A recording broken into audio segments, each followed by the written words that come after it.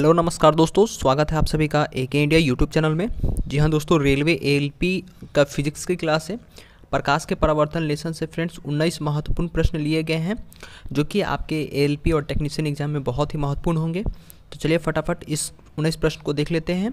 और हाँ दोस्तों, अगर क्वेश्चन पसंद आता है तो वीडियो को ज़रूर से ज़रूर लाइक कीजिएगा, और अभी तक चैनल को सब्सक्राइब नहीं किया तो नीचे चैनल को सब्सक्राइब करके बेल आइकन को जरूर दबा लीजिएगा अगले क्लास के नोटिफिकेशन के लिए। चलिए आज की वीडियो को शुरू करते हैं। जी हाँ दोस्तों, आ गए हैं अपने प्रश्न के ऊपर। तो आज का जो पहला प्रश्न है, समतल दर्पण द्वारा बनने वाला प्रतिबिंब होता है। यहाँ आपको 4 ऑप्शन दिए जा रहे हैं। तो फ्रेंड्स यहाँ पूछ रहा है कि समतल दर्पण द्वारा प्रतिबिंब कैसा बनता है। तो फ्रेंड्स समतल दर्पण द्वारा प्रतिबिंब जो है आपका हमेशा काल्पनिक बनता है। बात करते हैं अगले प्रश्न की ओर। परावर्तन का कोण होता है, यहाँ पूछ रहा है फ्रेंड्स परावर्तन का कोण होता है। ऑप्शन यहाँ आपको 4 दिए जा रहे हैं। मैं ऑप्शन आपके साथ शेयर कर देता हूँ। पहला ऑप्शन है आपतित किरण और दर्पण के सतह के बीच का कोण के बराबर होता है। आपतित किरण और दर्पण के सतह पर खींची गई अभिलंब के बीच का कोण होता है। परावर्तित किरण और दर्पण की सतह के बीच का कोण होता है।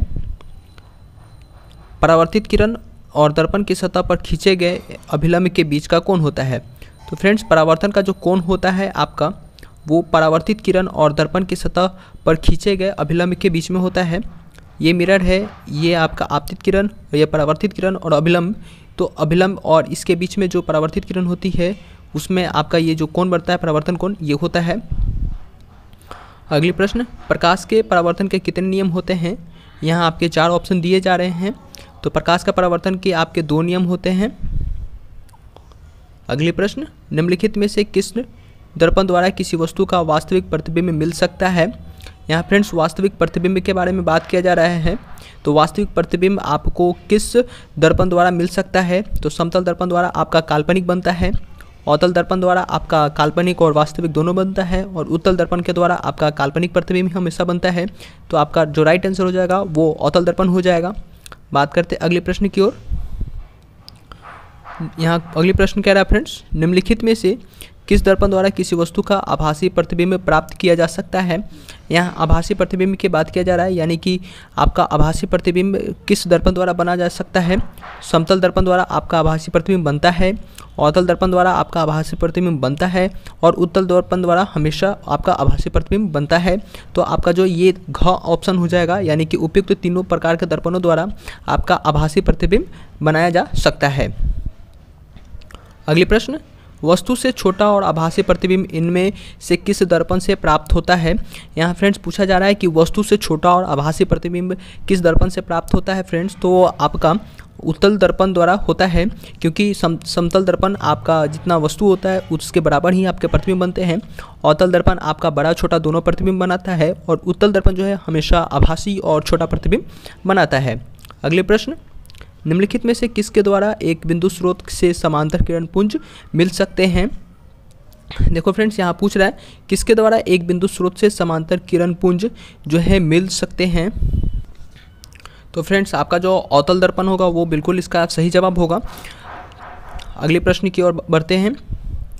कहाँ पर स्थित होने पर वस्तु का प्रतिबिंब अवतल दर्पण के फोकस पे बनता है।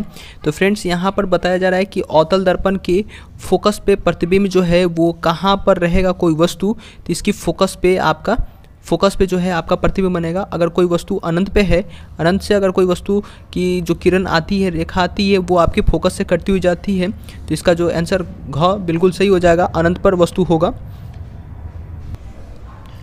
अगले प्रश्न, अवतल दर्पण की फोकस दूरी उसकी वक्रता त्रिज्या की कितनी होती है। तो फ्रेंड्स वो आधी होती है। अगले प्रश्न, एक अवतल दर्पण में वस्तु यानी बिंब की स्थिति फोकस और ध्रुव के बीच में हो तो प्राप्त प्रतिबिंब कहाँ बनेगा। तो फ्रेंड्स यहाँ बोल रहा है कि फ्रेंड्स अवतल दर्पण की बात करें तो अवतल दर्पण तो ये आपका ये हो गया, और इसे जो कहा जाता है P, जिसे कि ध्रुव कहा जाता है फ्रेंड्स, ठीक है। और यहाँ अगर फोकस हो गया, अगर फोकस और ध्रुव के बीच में कोई ऑब्जेक्ट या कोई वस्तु होती है तो इसकी जो आपकी इमेज बनती है, जो आपकी इसका बिंब बनता है वस्तु का, वो फ्रेंड्स आपका हमेशा बड़ा बनेगा, वस्तु से बड़ा बनता है, ठीक है। और वो काल्पनिक फ्रेंड्स बनता है, ठीक है। तो इसका जो ऑप्शन ग हो जाएगा वो बिल्कुल सही हो जाएगा। आभासी और काल्पनिक जिसे कहा जाता है, और बड़ा प्रतिबिंब जो है वो बनेगा। अगले प्रश्न की ओर बढ़ते हैं। किसी अवतल दर्पण द्वारा आभासी यानी कि काल्पनिक, सीधा और आवर्धित प्रतिबिंब तब बनता है जब वस्तु बिंब की स्थिति होती है। तो फ्रेंड्स यहाँ पर आपका 4 ऑप्शन दिया जा रहा है। तो फ्रेंड्स इसका जो राइट आंसर हो जाएगा फ्रेंड्स वो आपका हो जाएगा जब दर्पण के ध्रुव और उसके फोकस के बीच में ऑब्जेक्ट जो होता है, वस्तु होता है, तब इसका जो प्रतिबिंब फ्रेंड्स बनता है वो आभासी और सीधा और आवर्धित बनता है। आवर्धित यानी कि कितना बड़ा और छोटा बन रहा है उसके हिसाब से किया जाता है। देखो फ्रेंड्स, जैसा 10 नंबर क्वेश्चन था उसी का जस्ट अपोजिट आपका 11 नंबर प्रश्न है। उसके बाद फ्रेंड्स अगले प्रश्न की ओर बढ़ते हैं। अगले प्रश्न, मोटर गाड़ी के चालक के सामने लगा रहता है, तो मोटर गाड़ी जो चालक होते हैं उनके सामने कौन सा दर्पण लगा रहता है, इसके बारे में यहाँ पूछा जा रहा है फ्रेंड्स। तो आपको यहाँ 4 ऑप्शन दिए जा रहे हैं, समतल दर्पण, उत्तल दर्पण, अवतल दर्पण और एक पतला लेंस। तो फ्रेंड्स जो उत्तल दर्पण होता है वही मोटर गाड़ी के चालक के सामने लगा रहता है। फ्रेंड्स अगली प्रश्न पूछ रहे हैं कि उत्तल दर्पण द्वारा बना प्रतिबिंब होता है, तो उत्तल दर्पण द्वारा कैसा प्रतिबिंब बनता है, तो हमेशा तो काल्पनिक बनेगा और वो सीधा बनता है। तो ऑप्शन नंबर जो ख है वो बिल्कुल सही आंसर हो जाएगा। अगले प्रश्न की ओर बढ़ते हैं। उत्तल दर्पण द्वारा बना प्रतिबिंब होता है, कैसा होता है, तो हमेशा वो सीधा होता है चाहे ऑब्जेक्ट कहीं भी हो। अगले प्रश्न की ओर बढ़ते हैं। दाढ़ी बनाने में किस प्रकार के दर्पण का उपयोग किया जाता है, तो फ्रेंड्स दाढ़ी बनाने में आपका अवतल दर्पण का यूज़ जो है किया जाता है और सामान्यतः हम अपने घरों में समतल दर्पण का उपयोग करते हैं, लेकिन जो कि बिल्कुल गलत है। तो फ्रेंड्स हमेशा हम अवतल दर्पण का उपयोग करते हैं। जो हजामत बनाते हैं, जो सैलून में ग्लास लगे रहते हैं वो अवतल दर्पण के ही लगे रहते हैं। अगले प्रश्न, एक दर्पण में किसी भी दूरी पर रखी एक वस्तु का सीधा प्रतिबिंब ही प्राप्त होता है दर्पण हो सकता है। फ्रेंड्स यहाँ पूछा जा रहा है कि कोई भी मैंने जैसा अभी ऊपर आपको जस्ट बताया था कि ऑब्जेक्ट कहीं भी हो, आपका जो प्रतिबिंब है वो सीधा ही बनेगा।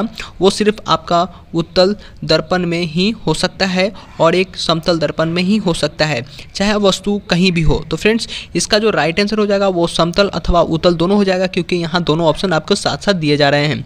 फ्रेंड्स अगली प्रश्न आता है, संबंध आपको स्थापित करना है F=R/2 सत्य है, तो वो किसके लिए सत्य है। तो फ्रेंड्स यहाँ आपको दिया जा रहा है उत्तल दर्पण के लिए परंतु अवतल दर्पण के लिए नहीं, जो बिल्कुल गलत है। उत्तल दर्पण के लिए परंतु उत्तल दर्पण, अवतल दर्पण के लिए सही है लेकिन उत्तल दर्पण के लिए नहीं, तो ये भी बिल्कुल गलत है। उसके बाद उत्तल तथा अवतल दोनों प्रकार के दर्पणों के लिए, जी हाँ फ्रेंड्स ये बिल्कुल जो है इसका ग ऑप्शन जो है वो बिल्कुल सही हो जाएगा। बात करते हैं अगली प्रश्न। अगली प्रश्न आपकी डायग्राम से संबंधित है। तो फ्रेंड्स आपको कुछ डायग्राम यहाँ देख के समझना होगा, सही किरण आरेख को चुनना है। तो फ्रेंड्स यहाँ अगर ये समतल दर्पण पे है तो क्या समतल दर्पण पे इस तरह से लाइट, इधर से लाइट इमिट होती है, तो नहीं, बिल्कुल गलत है। अगर वहीं उत्तल दर्पण की बात करें तो अगर इस तरह से लाइट आती है तो आपको इधर से कटती नहीं है, जो कि भी बिल्कुल गलत है। उसके बाद फ्रेंड्स अगर अवतल दर्पण बात करें, अनंत से कोई लाइट किरण आती है तो वो आपकी फोकस से जाती है, सेंटर ऑफ कर्वेचर से नहीं, जो कि बिल्कुल गलत है। और वहीं फ्रेंड्स अगर बात कर लेते उत्तल अवतल दर्पण के ही बारे में, तो फ्रेंड्स अगर सेंटर ऑफ कर्वेचर से कोई लाइट जाती है तो सेंटर ऑफ कर्वेचर से ही वापस चली आती है, जो कि बिल्कुल सही होगा। बात करते हैं आज की आखिरी क्वेश्चन। एक गोलीय दर्पण द्वारा बने प्रतिबिंब का आवर्धन m ऋणात्मक है, तो इसका क्या अर्थ होता है, प्रतिबिंब जो है क्या होगा। ऑप्शन आपको यहाँ 4 दिए जा रहे हैं। तो ऑप्शन मैं आपको बता देता हूँ, वस्तु बिंब से छोटा है, वस्तु से बड़ा है, या सीधा है, या उल्टा है।